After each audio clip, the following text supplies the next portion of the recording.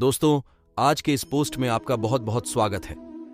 दोस्तों, आज हम हिंदू धर्म के कई महान ग्रंथों में से एक भगवद गीता में दिए गए कुछ सीखों और विचारों के बारे में डिस्कस करेंगे जो हमें जीवन जीने का तरीका सिखाते हैं। भगवद गीता इस धरती का सबसे कीमती ज्ञान का स्रोत है। इस ज्ञान की असल में कोई कीमत नहीं है।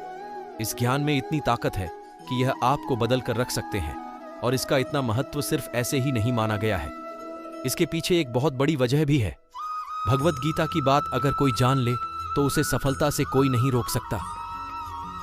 देश भर में लोगों का तो यह भी मानना है कि जो भी इंसान इस ग्रंथ को पढ़ता है उसे जीवन की सभी सफलताओं का राज पता चल जाता है। भगवद गीता में श्री कृष्ण द्वारा दिया गया वह ज्ञान है जो हर इंसान को जानना और समझना चाहिए, क्योंकि यह ज्ञान आपकी जिंदगी बदल सकता है और आपको अंधेरे और निराशा से निकालकर उसे खुशहाल जिंदगी की तरफ ले जाता है।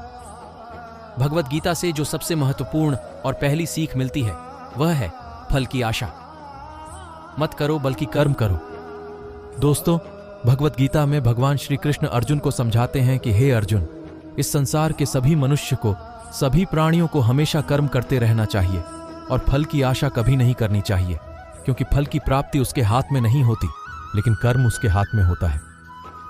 और जो व्यक्ति समर्पण भाव से अपना कर्म करता है उसे पर देने के लिए, तो मैं तो बैठा हुआ हूं, इसलिए हमेशा कर्म करते जाओ। फल की उम्मीद ना करें, क्योंकि कल की उम्मीद करने से आप अपने कर्म से ध्यान नहीं दे पाएंगे।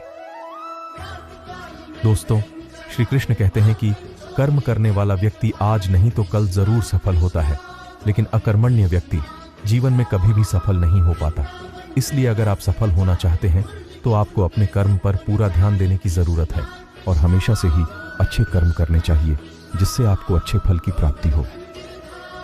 दोस्तों, अगर कर्म करने के बावजूद आपको अपने मनचाहे फल की प्राप्ति नहीं हो पा रही है तो कभी भी निराश नहीं होना चाहिए, बल्कि श्री कृष्ण के भरोसा कर आगे बढ़ने की चेष्टा करती रहना चाहिए।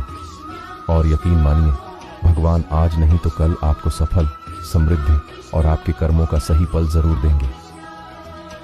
भगवद गीता में श्री कृष्ण द्वारा जो दूसरी सीख हमें सीखने मिलती है वह है कि हमेशा हमें अपने धर्म के अनुसार काम करना चाहिए। अर्थात यदि कोई बच्चा विद्यार्थी है तो उसे पढ़ने में ही ध्यान देना चाहिए। सैनिक को अपने देश की रक्षा, राजा को अपने प्रजा की रक्षा और सेवा, माता पिता को अपनी संतानों को प्रेम, बच्चों को अपने बूढ़े माँ बाप की सेवा तथा शासक को शासन करना चाहिए। दोस्तों से यह कहना चाहते हैं कि हर व्यक्ति अपने कर्म यानी अपनी ड्यूटी को सही रूप से करेगा तो इस समाज में हमेशा संतुलन बना रहेगा, फिर कभी भी किसी को किसी से परेशानी नहीं होगी।